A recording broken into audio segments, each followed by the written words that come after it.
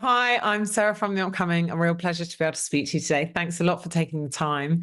I guess for people who haven't had a chance to see Paradise is Burning yet, could you just give us a brief introduction? What can people expect when they watch your film? I'm Alex. I'm the co-writer and creative partner. And I am Mika Gustafson. I'm the director and screenwriter. And what can people expect? Film that is both punk and poetry. I would say quite a funny movie.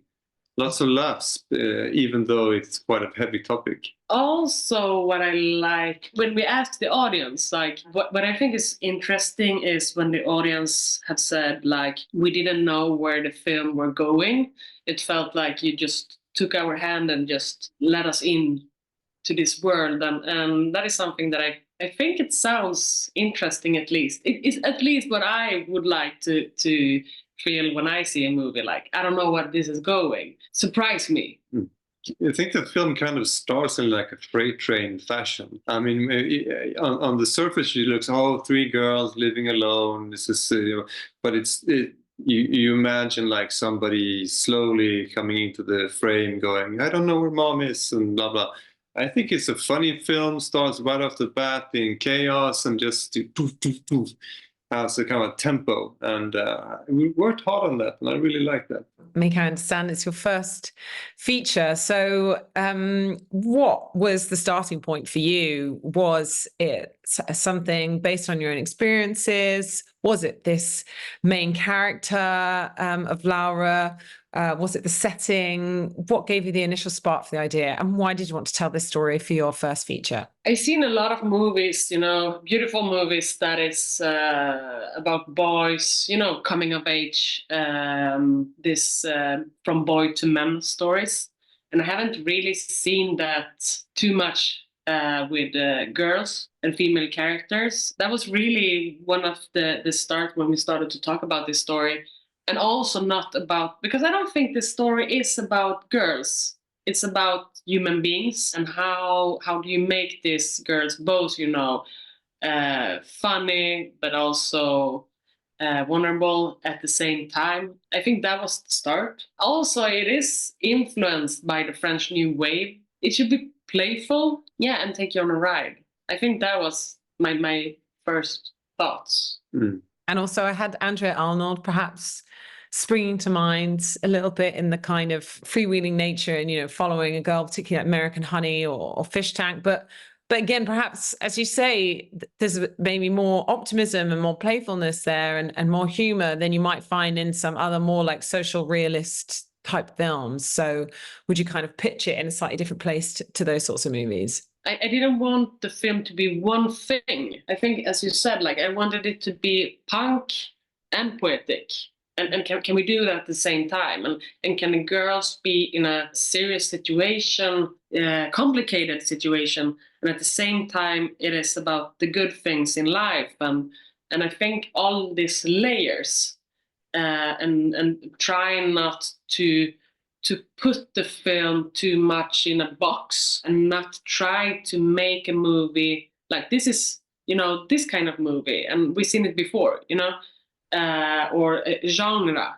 I think it's, I love when auteurs or directors try to make something new and break some rules or try to create something, it could be one scene or just a moment that feels like I haven't seen this before or something. Yeah, and also the film is not strictly like social realism. It has some elements of surrealness or magical or elements to it. And I think that goes back to the whole French New Wave kind of playfulness thing. I mean, they are like street dogs, or how do you say in English, dogs without owner roaming around the neighborhood and city. And that is something that doesn't exist in Sweden. So it's kind of, is it a metaphor or are the dogs real? So somebody asked me, and I was like, that's totally up to you as an audience member. Of course, you could easily make the kind of, the girls are themselves kind of a pack of wild dogs. So does the dogs represent kind of a, metaphor, or are they actually real? And I think both are true. That's the same. We just came home from New York yesterday, I think it was yesterday, in the premiere there, and we met the audience, the American audience, and they were like, "Oh, this because we have these ceremonies coming back several times in the film, and we got a question like, is this real or is this a Swedish thing?"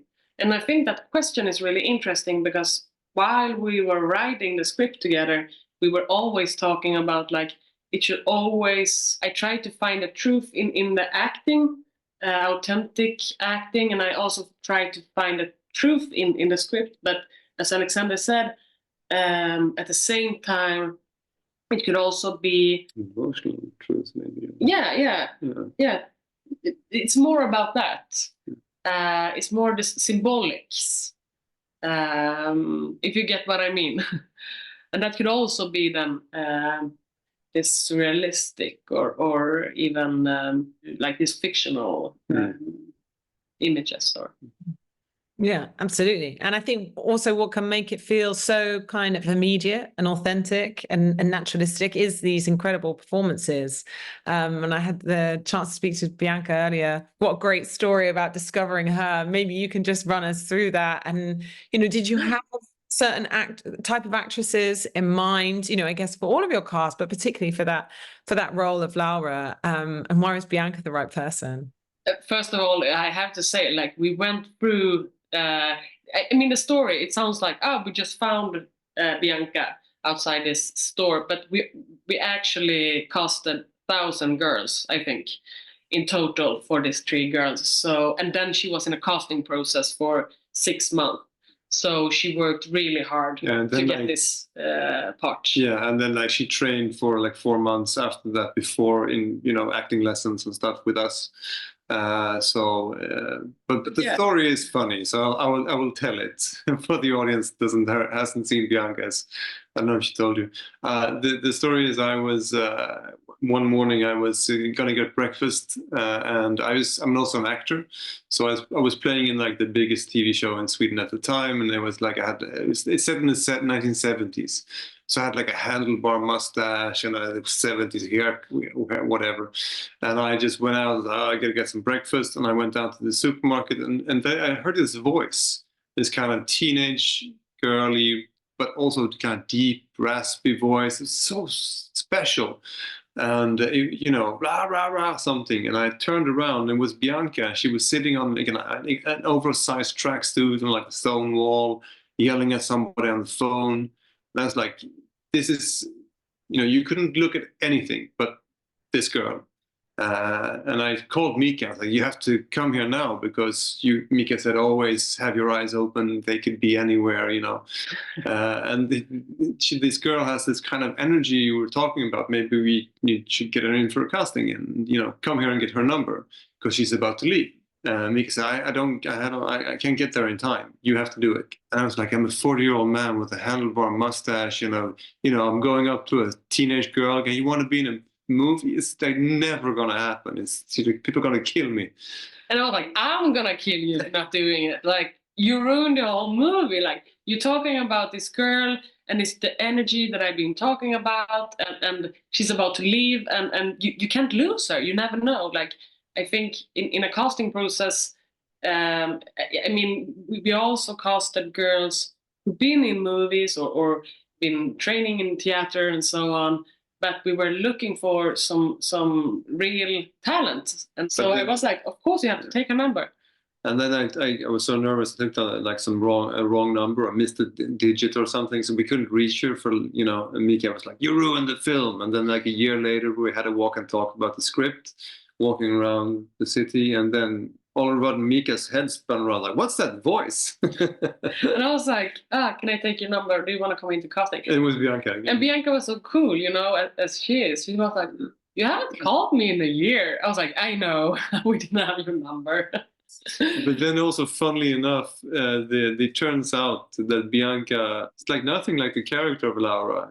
She has a good connection with her family. She'd like never been in a fight before.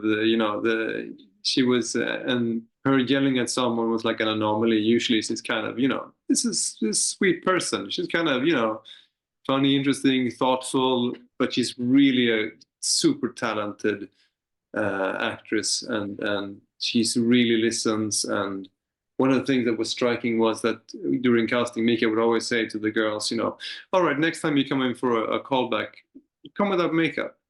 And 8 out of 10 girls came with makeup. 1 out of 10 girls came with a little bit of makeup, and only 1 girl came without makeup. That was Bianca. She just showed up like, here I am. You know, you told me not to have makeup, and she just listened, and then just did, you know, whatever challenge you threw at her, she just took it and ran with it. So she's amazing. I mean, yeah, what a find, because sort of as you described there, she just really inhabits this, you know, because it is quite a conflicted character. You know, she's got this rebellious nature to her, yet she's carrying this burden of responsibility of caring for her sisters. So she's constantly wrestling with that inside of herself.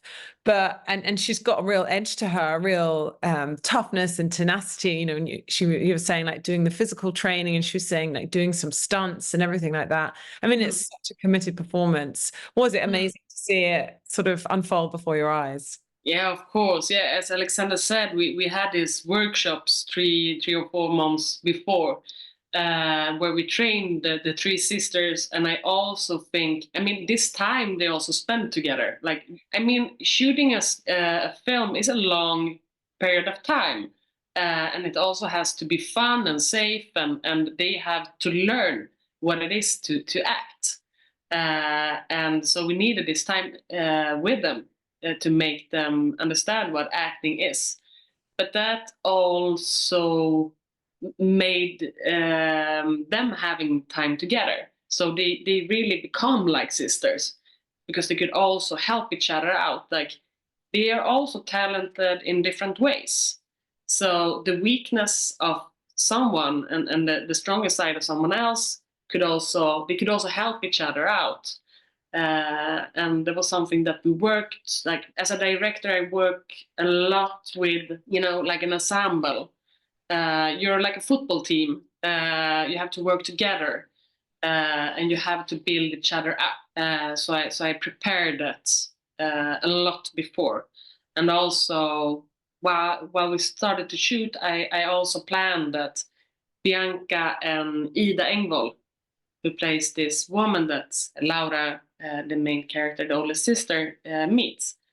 So they have their scenes in the beginning of the shooting period, and then the middle sister came in, and then the youngest sister. So they could also help each other out, like almost like siblings. So it was a lot of planning to make this like the best summer. And also, like a funny anecdote, I think, is we had the sisters' house, the home that they are in.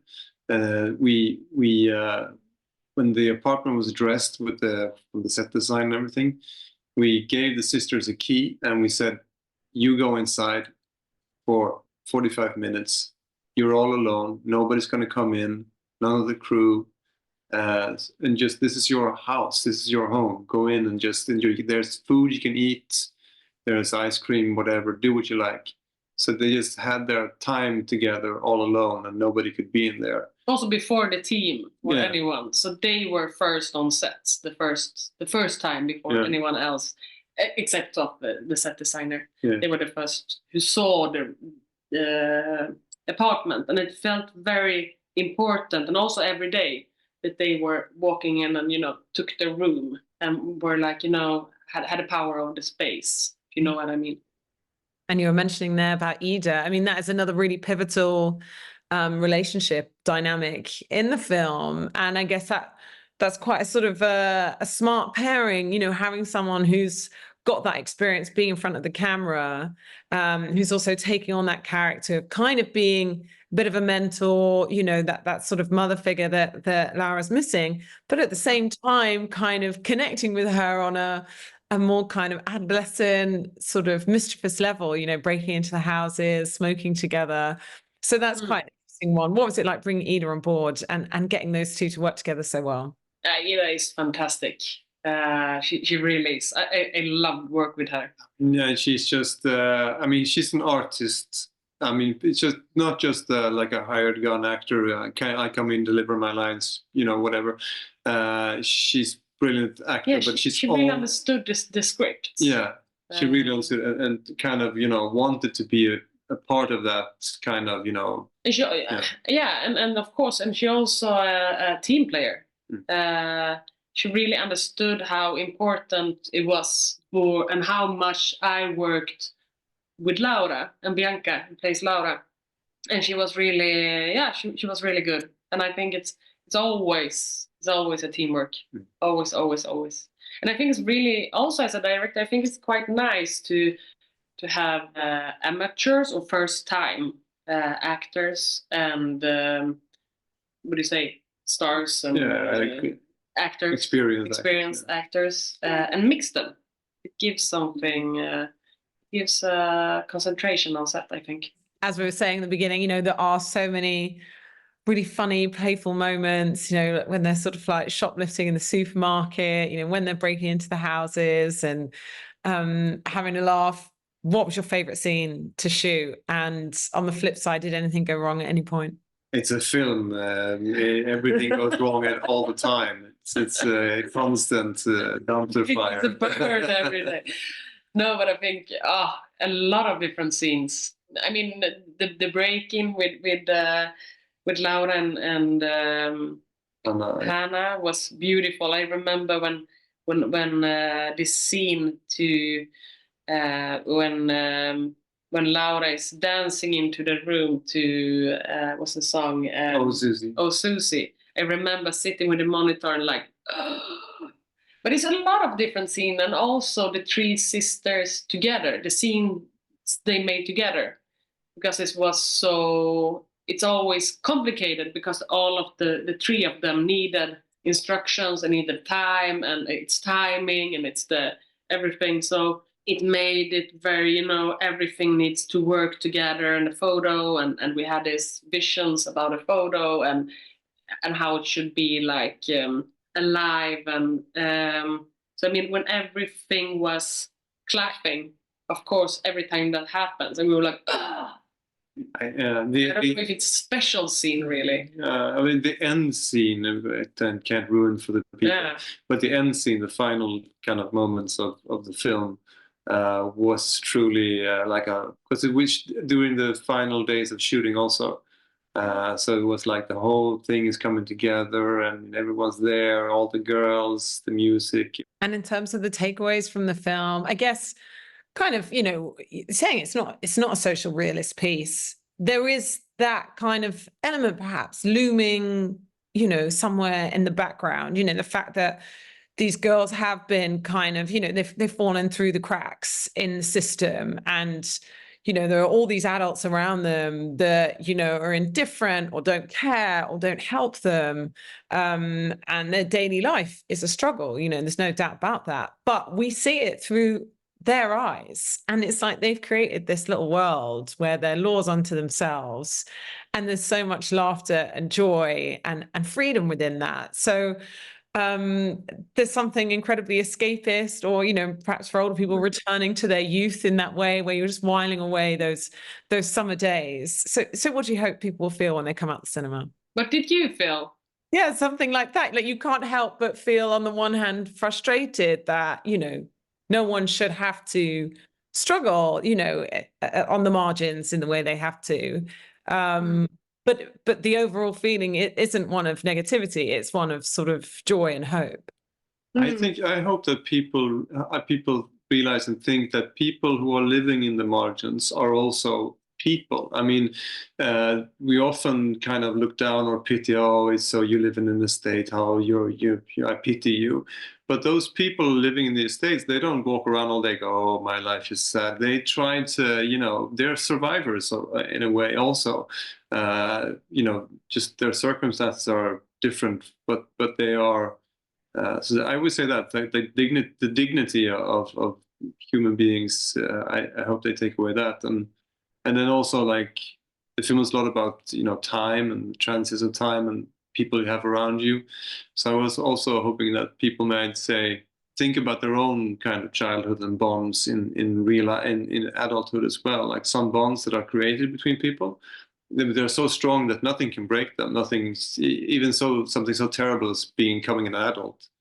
But I also think, as you said, Sarah, like for me, it's also okay that you feel both. I remember when we were writing the script, we had this note, written over the table, and it was like freedom and despair cheek to cheek. And it felt like we were always talking about it, like it's this euphoric freedom and despair, and it's at the same time.